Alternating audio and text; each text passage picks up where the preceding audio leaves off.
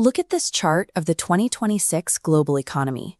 At the top, two powers sit completely separated from the rest of the world. The United States leads with a gross domestic product of over $32 trillion, and China follows at nearly $21 trillion. For decades, the path to these economic heights was straightforward. You won through sheer volume. You poured concrete, tapped massive pools of cheap labor, and churned out millions of basic goods. That playbook of massive physical scale is exactly how the superpowers of the 20th century originally built their wealth and secured their dominance. But that traditional engine is losing its efficiency. When a country builds infrastructure or apartments that the market no longer needs just to keep production moving, they end up with oversupply and shrinking prices. Eventually, the cost of servicing the debt used for these projects outpaces the growth they generate, creating a drag on the entire economy. Pouring capital into basic infrastructure and traditional manufacturing just doesn't yield the returns it used to. Simply scaling up the old industrial blueprint will no longer secure a top spot on the modern global leaderboard. In 2026, the gap between developed and developing nations is widening around a new fault line: unequal access to high-end technology. While basic income was the historical metric, the current divergence stems from which nations can integrate modern innovation into their industries. This new blueprint relies on efficiency, deep technological integration, and advanced research.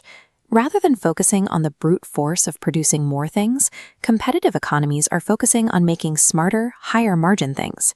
Structural quality and precision of innovation are the new metrics for the global economic race. Production totals for raw industrial outputs like steel have been replaced by the complexity and efficiency of the technologies within them. This chart tracks China's economy. After decades of rapid expansion, Beijing deliberately slowed its GDP growth from 5.0. That continuous injection of capital secures American dominance in high-tech manufacturing, aerospace, advanced defense systems, and global digital services. Meanwhile, in Europe, Germany faces a different challenge. Their high domestic labor costs make it difficult to attract the traditional high-volume foreign factory investments that seek out the cheapest possible workforce.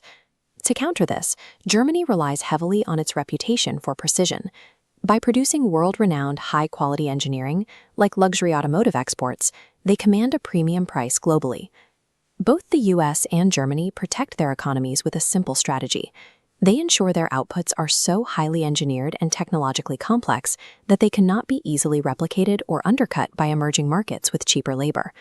Developing nations don't necessarily have to follow the exact same path. In 2026, India is projected to hit a 7.4% growth rate by actively skipping over several traditional stages of industrialization.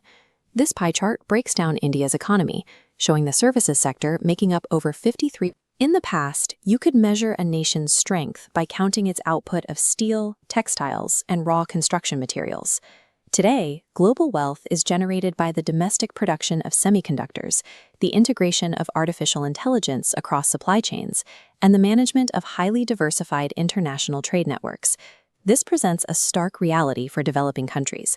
Without immediate, heavy investments in science and research, the wealth gap between them and the established superpowers will become permanently unbridgeable.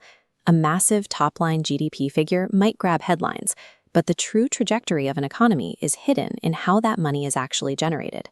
The next decade belongs to the nations engineering the smartest, most efficient technologies. The era of achieving power through the sheer physical scale of factories is being overtaken by the era of technological precision.